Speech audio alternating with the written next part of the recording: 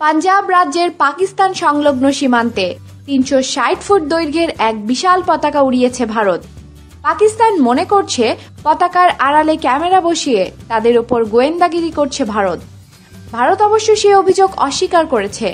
গত ৫ই মার্চ পাঞ্জাব রাজ্যের ছোট্ট গ্রাম আট্টারির পাকিস্তান সীমান্তে অতিকায় এক পতাকা উড়িয়েছে ভারত। ১১০ মিটার দৈর্ঘ্য এবং ২৪ মিটার প্রস্থের এই পতাকার খুঁটি সহ ওজন ৫৫ টন। ৭টি ট্রলির সহায়তায় মুম্বাই থেকে পাঞ্জাবে নিয়ে যাওয়া হয় পতাকাটি। এমন পতাকা ওড়ানো সহজ ছিল না। এ কাজে ব্যবহার করা হয়েছে বিশেষ ধরনের ক্রেন।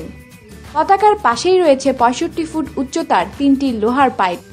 সেই পাইপে জ্বলছে উচ্চ ক্ষমতা সম্পন্ন এলইডি বাতি।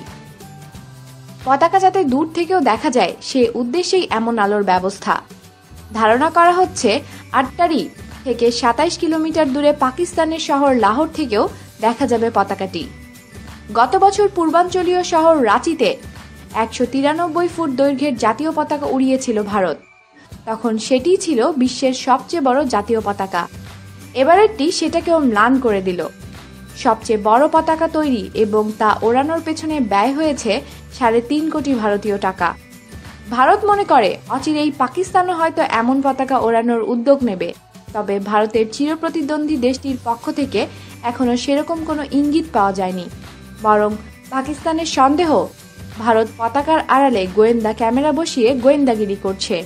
ভারত এ অভিযোগ অস্বীকার করেছে। আমাদের সাথেই থাকুন আর সাবস্ক্রাইব করুন।